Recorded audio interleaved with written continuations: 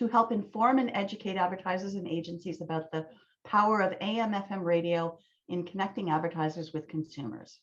Caroline has earned the designation of Chartered Marketer from the CMA, serves as a member of the Numeris Audio Executive Committee, and is the chair of the Canadian Marketing Association's Media Council. Caroline is also the vice president of the newly formed World Radio Alliance, representing a worldwide group of trade bodies promoting the power of radio around the globe.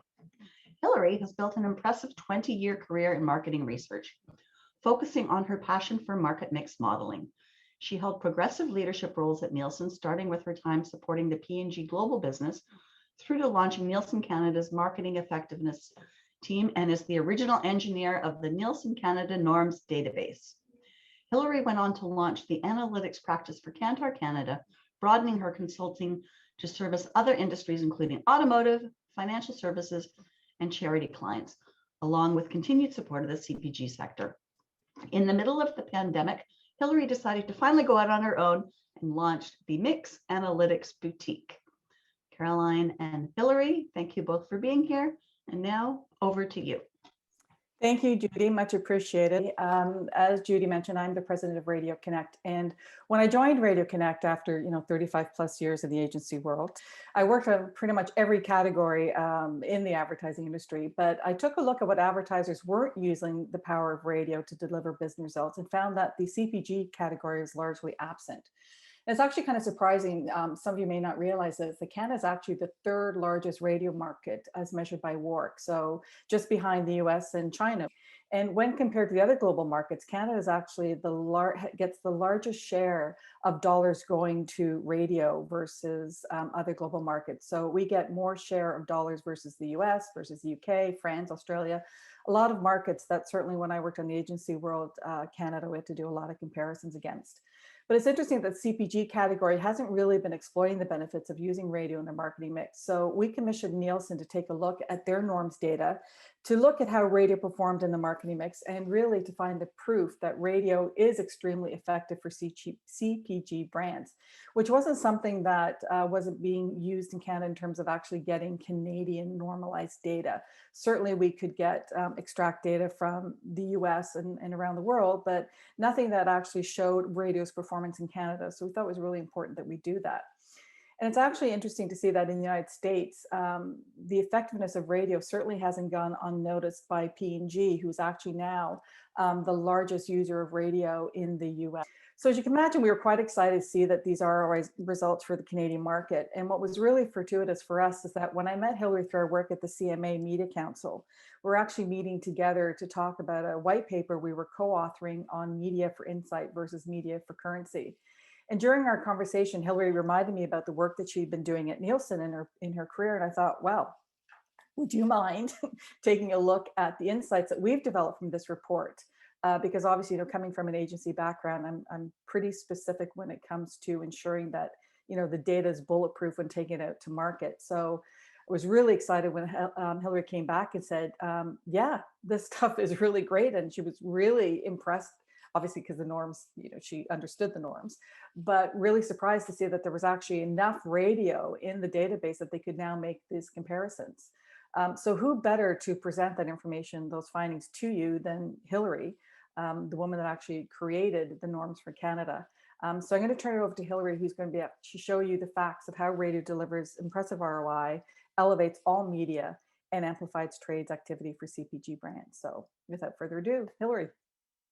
Thanks, Caroline. Yes, I was very excited because, as Caroline said, when I had engineered the Nielsen Canada Norms database for Canadian clients across various CPG categories, we didn't have enough observations in radio to be delivering back that solid norm, that benchmark that other brands could use when they're considering adding a new or an element like radio that they hadn't used perhaps for a number of years. And so that's really what the norms are beautiful for. It's comparison to your own results in return on investment. And also, what is the potential of this tactic for you if you haven't used it ever or in a while? And so the study was based on all of the observations the Nielsen team from when I was there and then continued under Matthew's leadership over 1,000 observations of different MMMs and all of the tactics that they used across campaigns. And there were finally enough cases of radio. So we now have radio in this list, and we will share the ROIs with you today. But we wanted to also look, in addition to ROI, which is the return that media vehicle has on itself, how much can it deliver back from its spend? We also would look in the norms database at synergy. And synergy is when you have more than one marketing tactic on air at the same time. Now, in the learnings I had at Kantar, we would really look for synergy when we have an integrated campaign. So a similar look and feel or sound audio cue across various media channels, that would be an integrated campaign, and that would have even more power and synergy. In the Nielsen norms database, we would measure synergy simply when you have two elements happening at the same time and they're paired in the blocking chart. So we're going to be sharing those results today as well, and looking at the synergy of radio with other media. But also the big finding from this research is the role radio can play with trade. And we'll unpack that today. The basis of the norms database is marketing mix models. So for any of you on the webinar who aren't familiar, I'll just give a brief overview. A marketing mix model, or an MMM, is a study where you have weekly sales as the dependent variable. You are running that in a statistical regression model, and you are including anything and everything that could potentially drive a sales conversion, whether that sales conversion is incremental, meaning it wouldn't have happened without marketing stimulus, or base. And base sales could be from a variety of factors like seasonality, economic circumstances, distribution, regular pricing on shelf. But from the marketing side, will include in a marketing mix model all of the media activity, typically at a campaign and sub-tactic level, from traditional media vehicles and digital. And within digital, you'll be looking at, say, the platform along with the different tactical buys. And all of that information is fed into the model to then understand every single sale week over week, and typically done at a geography level, either store level or a market level, like a provincial level in Canada. Once we have the model, we can then determine the percentage of volume driven by marketing. So down below here, we have the bar chart with the pie chart, the corresponding pie chart, looking at what's the percentage of sales that are incremental from marketing, so media, traditional digital, consumer promotions, and trade budgets compared to base. And that percentage of incremental versus base varies drastically by CPG category. However, the media marketing piece remains fairly consistent in Canada, and I will share that coming up. So overall, the findings of the study that we're going to unpack today is that radio does deliver solid ROI.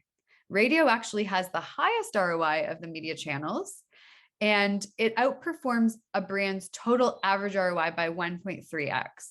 So the number to take away, if you're considering what could radio do for my brand, you would look at your average media ROI, or your total media ROI that your MMM has provided you with, and you would multiply that number by 1.3 to get to the predicted ROI of radio for your brand.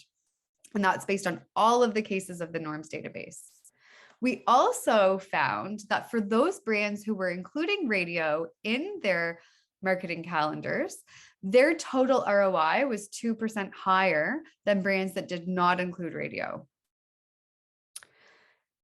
On a sales volume lift, so taking the ROI aside, so the return on investment, which is really, I should explain the calculation of that, is your incremental volume times a revenue margin divided by the spend, where the dollar is the break-even point. So if I put $1 in, I want to get $1 back. We also, in an MMM, look at the sales volume lift. So what percentage of extra volume can we get when we use different combinations of media tactics? And when radio is running in tandem or synergized with other media, we see an additional lift of sales of 1%. That is, in a marketing mix world, we would call that like free volume, because it's volume that you got simply by running those programs together. Now, the biggest number was actually the trade synergy, that for all of the cases in the norms database, on average, when radio is running in tandem with trade promotions in the store, we are seeing that that trade volume is 2.56% higher than in the weeks without radio. And that number was like mind blowing to me, because it sounds like a smaller number at 2.56, but we'll share coming up about how there's money on the table when we look at this opportunity. And so with these amazing findings, we would think maybe more CPG brands would be engaging in radio, but actually we're still not seeing the case from all of the different media plans that we've analyzed here. So on average, Canadians who are 18 plus who purchase CPG products, I'm guessing that's every Canadian 18 plus pretty much, we're seeing that their share of media, the time spent with radio is 20%. That actually, when you think about it, Canadians do consume a lot of radio. Yet, when we look at the media plans, only 4% of the budget is allocated to radio in the observations we had within this Nielsen data set. Across the industry, across every other brand, with or without MMMs, we see 2% of those dollars spent in radio. And that data is coming from Numerator's annual data report in 2020. Okay, so 2%. So 20% time with radio, 2% of the budget. So there's a bit of a need for this educational piece that Radio Connects has put together here about what is the power of this tactic. It actually does seem to have a real opportunity to help Canadian brands. And it has an opportunity to help when we are facing an even more complex digital set than we have over the last 10 years. I've been running MMMs since the early 2000s.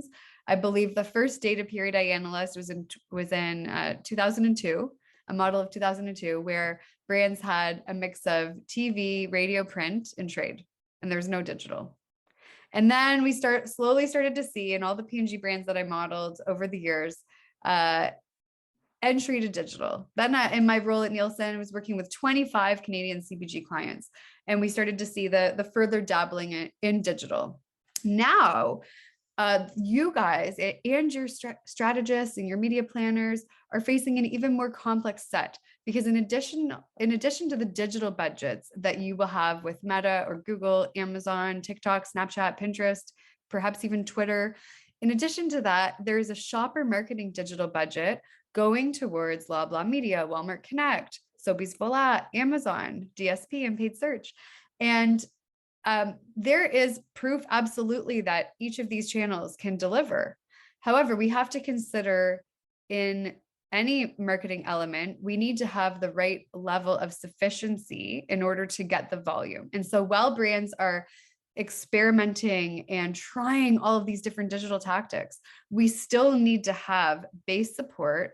I fundamentally agree in always on strategies when we can have that, if that's by enabling pulsing or using the right level of a traditional element to have always on, and then be experimenting in these different digital pieces. So, we will talk about the potential role that radio can have now for you to be part of that traditional always on strategy while you're experimenting with this to find the, potentially the right digital channel for your brand to go heavier on, depending on your audience and what your creative messaging is. So let's talk about the radio performance on its own.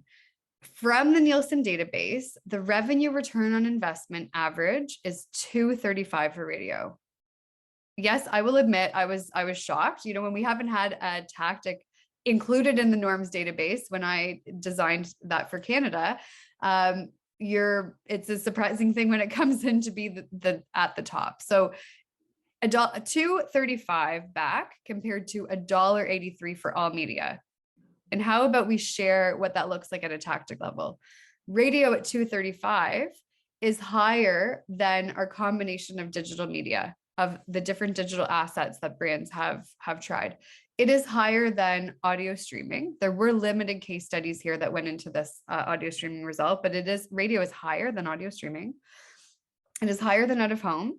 It is higher than TV, and it is substantially higher than trade, which many of you know, trade is more considered a cost of business and something that we're all, each of you is working towards becoming more efficient and effective at, but it's every single Canadian brand struggles to get a very high trade ROI or to have the trade ROI break even. So radio coming in on top was the first big surprise to me. And my advice to you is not to use the 235 in your plans, but to take your own brand's average ROI and multiply it by 1.3. That's going to give you a better estimate, since really the number one driver of ROI in Canada is size of brand and size of business. So if your average ROI is, and you're a small brand and your average is 60 cents or 70 cents, let's not put in the plan 235. It's going to be hard to achieve that. Multiply that number by the 1.3, and that's the starting point. Now, we also talked about sales lift. So ROI is one side of the analysis, but the other side is the sales lift. And in the MMMs that excluded radio, when Nielsen and the team looked at the synergy lift, on average, they were seeing a 4.05 synergy lift from combined media elements, excluding radio. When radio was included in the synergy analysis, the overall sales lift increased to 5.17%. And that difference, that 1% difference, is huge when it comes to how much volume we're getting back when we're investing $2, $3, $4, $10 million in marketing plans for these brands. And it's really important for us to find these opportunities, because on average, Canadian brands will only see, if we go back to the pie chart, we'll only see roughly 4% of their volume incremental related to media. That is more consistent with markets like Australia and Europe than it is with our neighbors in the US. US marketing mixes will return or will provide the insight that roughly 10%, maybe up to 15% of a brand's volume is incremental from media. There's more media dollars and there's more in mass reach tactics in the US that are driving up that overall percentage. In Canada, the real reason that we see the percentage at 4% is the promotional sensitivity of our market and how Canadians have been conditioned to buy on deal, feeding into the increased trade budgets and in the disproportionate spend in trade versus in marketing activity.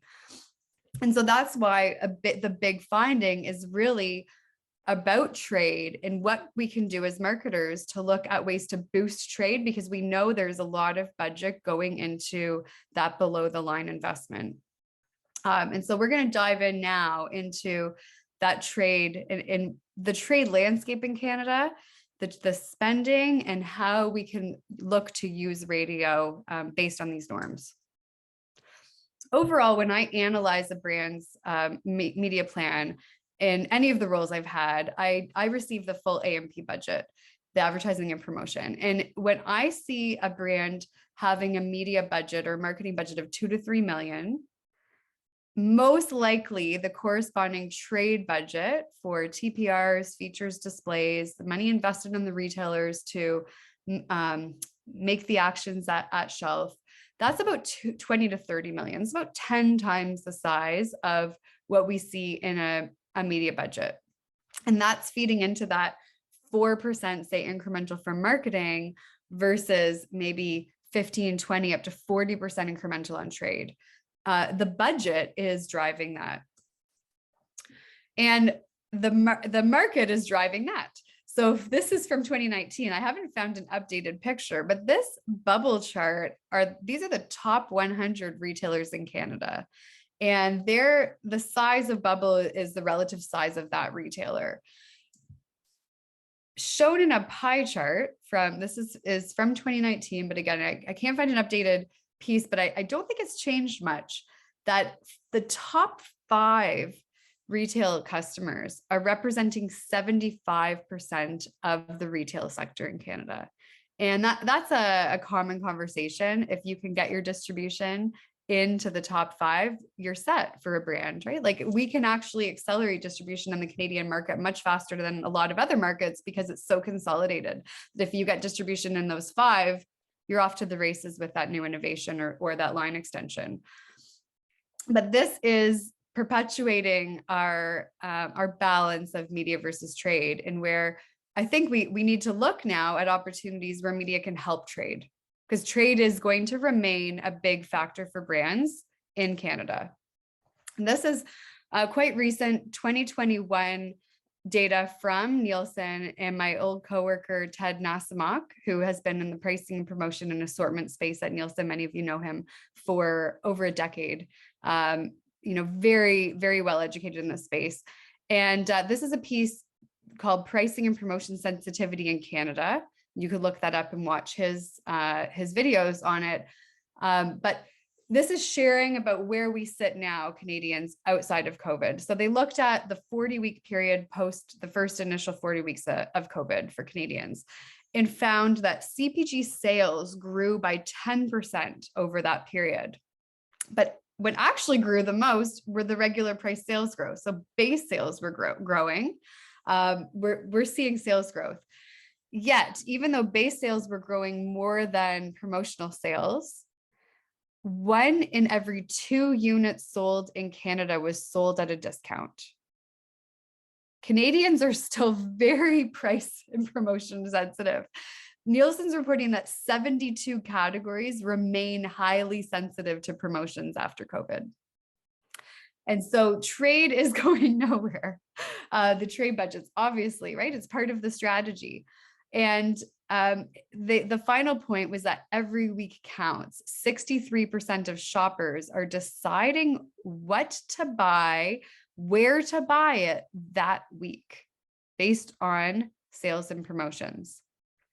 And if I ask my own team, how do you decide where to shop each week? I asked them this morning, and 4 out of 5 said flip. They're looking up the promotions to see where they should go shopping.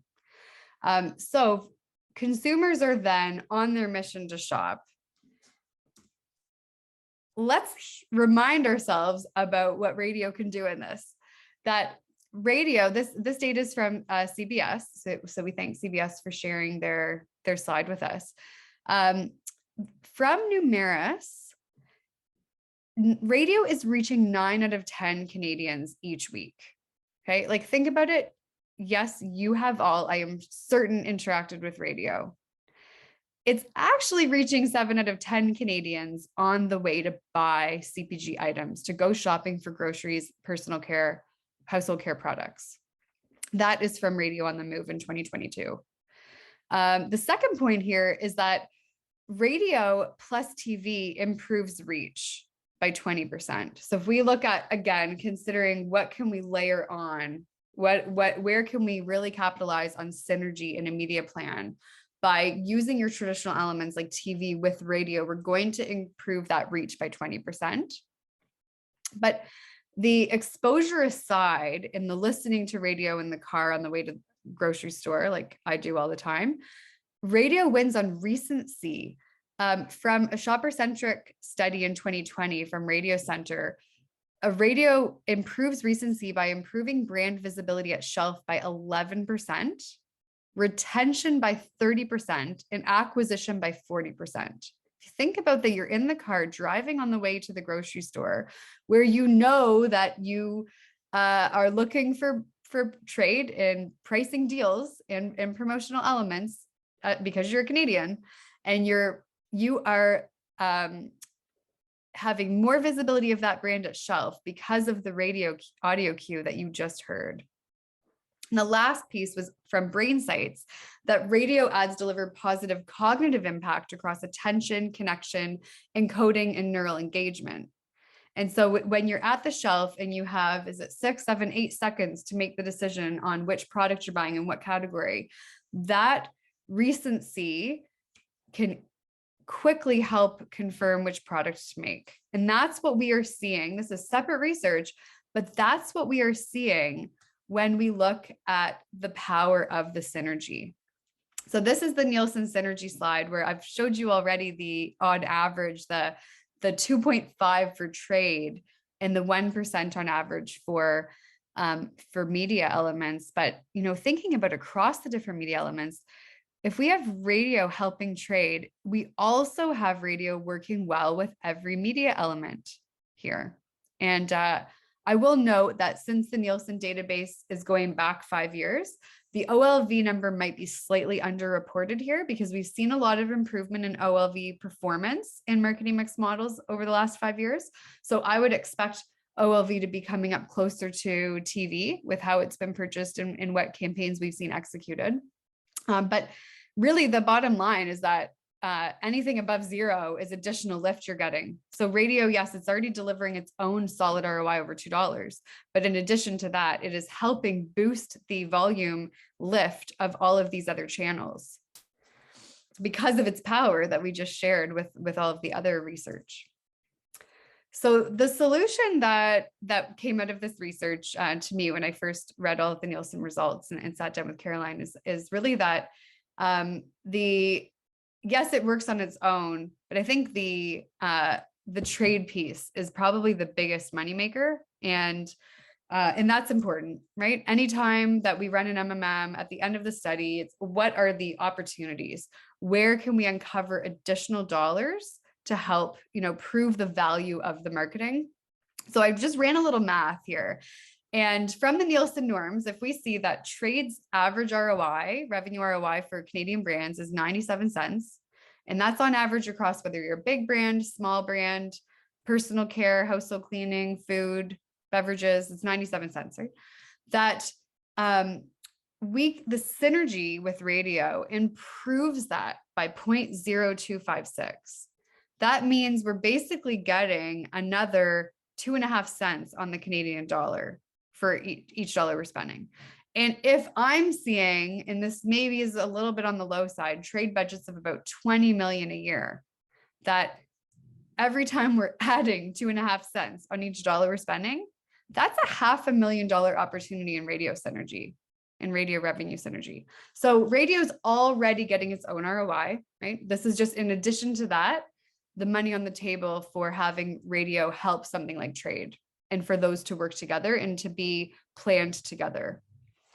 So that was the biggest finding I found looking at all these numbers. So overall, in summary, we're seeing that adding AM and FM radio to CPG brands, it improves total media ROI, it increases the trade synergies, and overall results for sales outcomes, or like I calculated it, revenue dollar outcomes, which are important. So big number takeaways, radio's ROI is 235, or like I said, multiply that by 1.3, whatever you have now, by 1.3. That radio is more synergistic than all other media supporting trade. And we're seeing that when we add radio to the mix, that synergy is improving by 28%. And so that would be having your radio with television, so another traditional element, and with the different digital tactics that we're trying. And that is the conclusion of the research piece.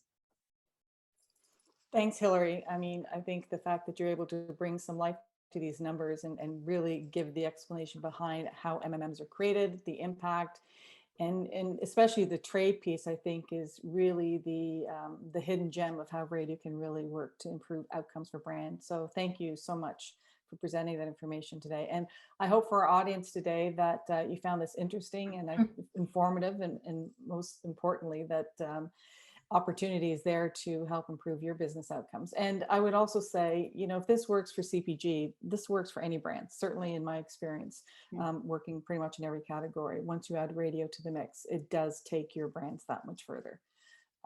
So thank you for your time. Our contact information is here. You can follow up directly with myself, and we're happy to facilitate that introduction to Hillary as well if you need additional help on any of your business. Hillary's been absolutely brilliant in helping us find these hidden gems. So thank you to her as well.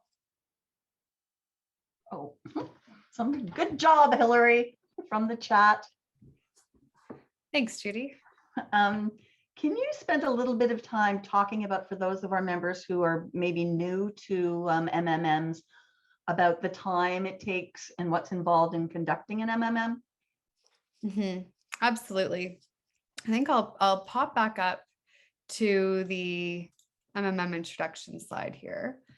And let's talk about the elements of MMM. The first thing you need to run one of these is to have the historical period of sales. And in Canada, my preference, I've been urging everyone now to get extracts of their databases from Nielsen or IRI going back to cover 2019, pre-COVID. This example that is in the middle of the chart, this is a weekly chart. This is from work that my team has done. This period in the middle with the yellow of the bar chart, I don't know if you can, I don't think my arrow is working, but Yeah, it is. Is that okay? Great. That's COVID. That is the increase in sales from consumers for CPG portfolio reacting to COVID, to government restrictions, to encouraging consumers to pantry load. I'm sure we all did it. Remember when they said, go shopping for 2 weeks, get enough stuff for 2 weeks. This is what what happened there. Continuing on through the various waves, there's a little bit more yellow coming out into the remaining 2020 into 2021. Now in 2022, we're not seeing that the COVID impact anymore in CPG sales. But so I would encourage you, first of all, for MMMs, go back before COVID. So you want to look at about a 3-year period of sales to understand category brand dynamics, competitive set dynamics before COVID, to understand COVID, and then now as we get into new normal. In that data, we have to collect the different data that drives a sale. So it could be sales, you have to have sales. It could be other elements within that point of sales database from Nielsen or IRI, which would be the promotional elements, pricing, distribution, competitors, new launches. But then we have to collect all the other data, which would be the media activity and marketing. And there's a lot of fantastic programs now from every single media and consumer promotions team. All of the different suppliers and providers of the media are more than willing now, after this has been around for 20 years, to provide very high quality data. So really the first thing is to get that data. It typically takes 4 weeks. So once you get the data, then we clean the data and we harmonize that. And then you run the analysis and get the results. So all in all, it's about a 13-week process to run an MMM. But I would say the first 2 months are really on the data collection and cleaning and harmonizing time to make sure you have quality inputs going into the model. The old saying, garbage in, garbage out, has been around for 20 years, but it's still true. You put garbage data into a model. Same with the level of models. In Canada, these models should be run at a geography basis, at least. I know Nielsen still does store level modeling. My preference has been the market level approach, because most of the media has been purchased and planned at the market level, compared to store level is more highly sensitive to the trade promotions. National models are not a great fit in our market because Canadians are very different across each province. And I would suggest also too, that's probably one of the drawbacks that radio has had in the past, is that certainly when I would be planning and the tools that agencies have, they typically are scenario planners built on a national platform of reach and not necessarily reflective of what the contribution of local media is in terms of awareness, in terms of reach, in terms of, business outcomes. So I think it's really important, as Hillary says, that you really look at to the market level, because the reality is, East and West, we're not the same. Central is not the same. Language is not the same. So it's really quite important that if you are looking at developing any kind of insights, especially for the Canadian market, is that geography, regionality, and local inputs is critical, because we're not all the same and we don't all shop the same, quite frankly. Absolutely. And the media exposure is not the same too. Yes, there's ways to plan and purchase radio nationally, but it's really going to be executed at a market level, right, Caroline? And same. It can be. Yeah. I mean, I think the opportunity now is that, certainly with what I've seen that CBS is doing in terms of their product of audio velocity and Bell with iHeart, is that if you're buying nationally, typically speaking, you're not really paying attention where those impressions are coming from. So there is opportunity to buy radio at a national level from the streaming data. And quite frankly, AM/FM streaming is about 14%, which is equal to Spotify, which typically has, Spotify speaking, has a lower or younger demographic, typically student, lower income. So if you want to take the benefits of streaming audiences, over the air can do it for you through their digital platforms. So yes, you can purchase radio nationally. Mm-hmm. Thank you. Well, you did such a thorough job that we don't have any questions. Oh, we just love one more question. Okay. What about, can you talk about the influence or impact or how creativity plays into this? Oh, I love that question because Mhm. actually Caroline and I just discussed that in the CMA Media Council meeting last week. And so, yeah, creative plays a huge role. If we, and I've done this for many brands over the years, but it's also backed by a piece of research that Google put out last year it was co-authored by Stephen Mangan, who I used to work with at Nielsen. And they were looking at the top elements of ROI, and the number one element from their research is the creative, is the power of the creative message.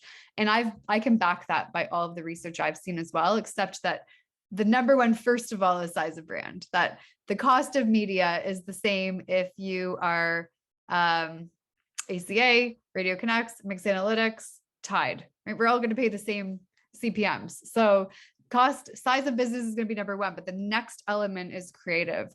And it's really crucial in these studies that in addition to modeling out the media tactics, as we've shown, like the ROI tactic slide, which is something everybody loves to see, that in addition to modeling where we have the difference in tactic, we actually want creative by tactic. We'd like the best way to analyze your media plan is looking at when you had a certain creative message on air, utilizing 1, 2, 3, 4 tactics. What was the overall return of that creative message? And which tactic, maybe worked the best on its own, but what's the overall message? And it is easily done in marketing mix. It just takes time and discipline to set up the model where you have that creative versus tactic view. Yeah, and I would add to that too, certainly in any neuro studies that I've seen recently, audio leads over any other sensory cue in terms of making connections, either emotionally or, even seeing the different patterns in brainwaves. I mean, if you even think about to your own everyday life, if you want someone to pay attention to, the first thing you say is, listen to me, not watch me, but listen to me, hear me. Because that is the audio is really what makes the connection. And certainly, in my career, I've worked on a number of brands and I can still hear their audio. You think about Folgers, the best part of waking up, or, there's just so many audio cues that have stood the test of time. And I recently saw this or heard this, a clip from a podcast, and it was talking about they were doing testing on neural reactions as well as basal temperature body changes through pulse oximeters on your finger, measures your blood pressure and things. And it was the watching of Game of Thrones, it was the reading of Game of Thrones, and it was the listening to an audiobook of Game of Thrones.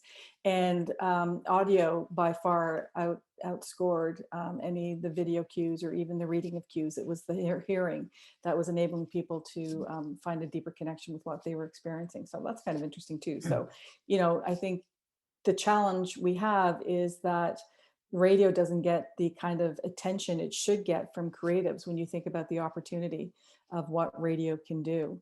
And I remember working with Terry O'Reilly at Chiat Day in terms of how you can create such incredible theater of the mind in 30 seconds. And he obviously went on to build Pirate Radio and host one of the most successful podcasts, Under the Influence, on CBC, all about the power of audio. So I think it's a huge opportunity for people to lean into.